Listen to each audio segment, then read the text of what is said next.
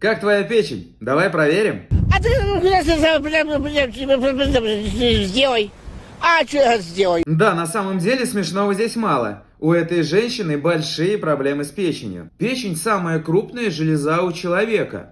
И она, то есть печень, ее состояние и функция напрямую зависит на функцию головного мозга. И поэтому этой женщине очень сложно сказать свою мысль.